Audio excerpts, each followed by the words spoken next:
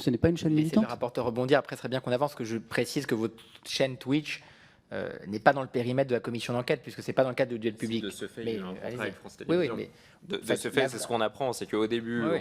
vous nous expliquiez que c'était Aujourd'hui, une c'est chaîne plus le cas. totalement indépendante de France Télévisions. À mesure des questions, on a appris qu'en fait, il y avait une sorte de contractualisation avec France Télévisions sur cette chaîne Parce qu'ils Twitch, sont qui est un toujours élément partenaires.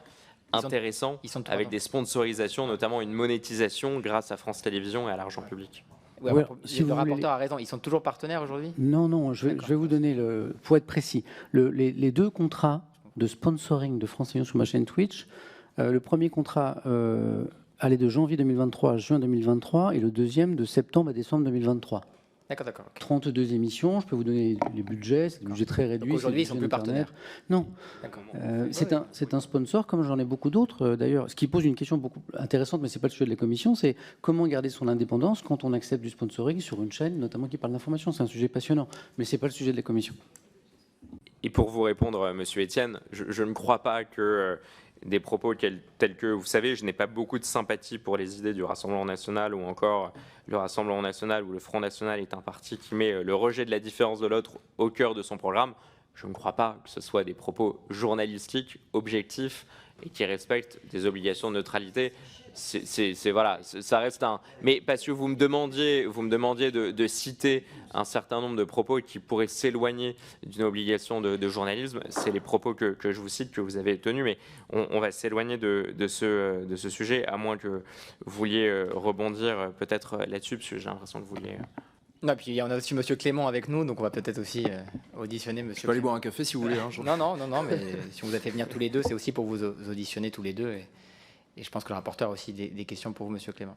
Mais je redis, Monsieur Ten, je pense que si on insiste, c'est parce que vous étiez salarié de l'audiovisuel public. Et nous, on essaye de comprendre les règles qui s'appliquent aux salariés de l'audiovisuel public, qui ont par ailleurs des chaînes individuelles. Ce n'est pas du tout les mêmes règles en termes d'information, même si vous nous expliquez que vous avez la même déontologie, la même éthique. Il se trouve que ce n'est pas exactement les mêmes règles en termes de pluralisme, d'impartialité. Nous, on essaie de comprendre effectivement la manière dont France Télévisions encadre ses salariés en CDI à plein temps, qui par ailleurs peuvent avoir des chaînes dont on apprend qu'ils sont des sponsors. Vous nous l'indiquez. Ça peut poser question, hein, pardon. Voilà, ça peut interpeller, je ne qualifie pas, je ne porte pas de jugement, ça peut interpeller.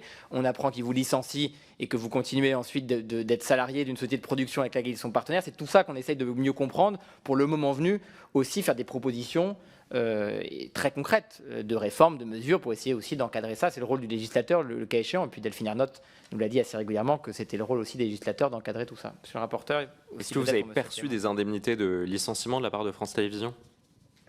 Oui, effectivement. C'est-à-dire que, donc, à l'issue de ces 2 ans de négociations pour arriver à la rupture conventionnelle. Donc, pardon, c'est pas quelque chose de très agréable d'ailleurs. Hein. Donc, c'est pour ça que je pense que les mots ne sont pas très inscrits dans ma mémoire.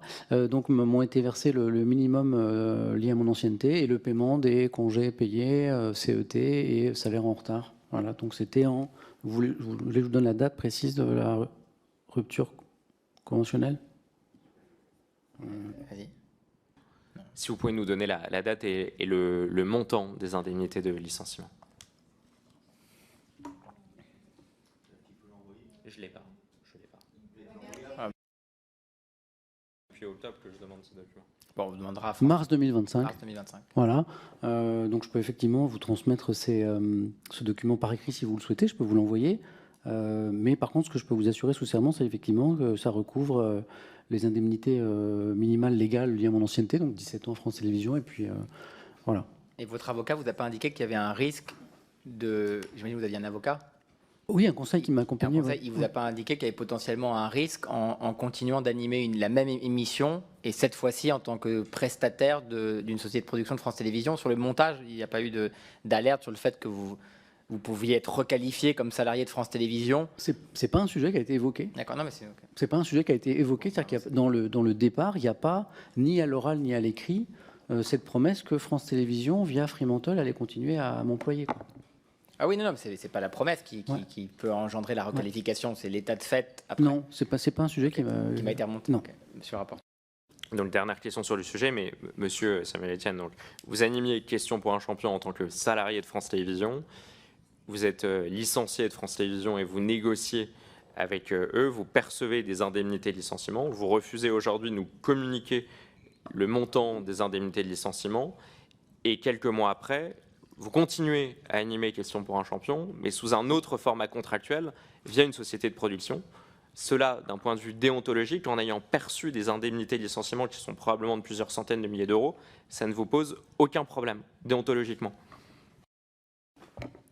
Je ne comprends pas la question. France Télévisions m'a demandé de sortir du groupe.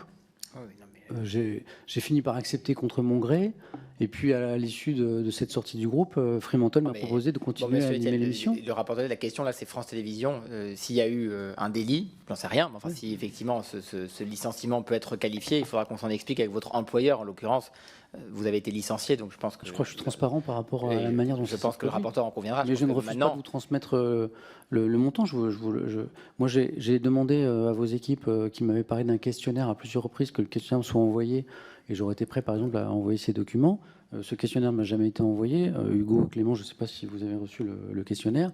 Il m'a été promis par 2 fois, je ne l'ai jamais reçu. J'aurais été ravi de vous envoyer ces pièces, et je peux vous les envoyer sans souci. On les demandera, et puis on interrogera France Télévisions sur... effectivement, c'est eux qui vous ont proposé ce montage. Donc, vous avez, j'allais dire, vous nous en faites aujourd'hui la transparence, et je vous en remercie très sincèrement. Et maintenant, c'est à votre employeur, votre ancien employeur, pardon, le cas échéant, de s'expliquer de ce montage qui vous a été proposé.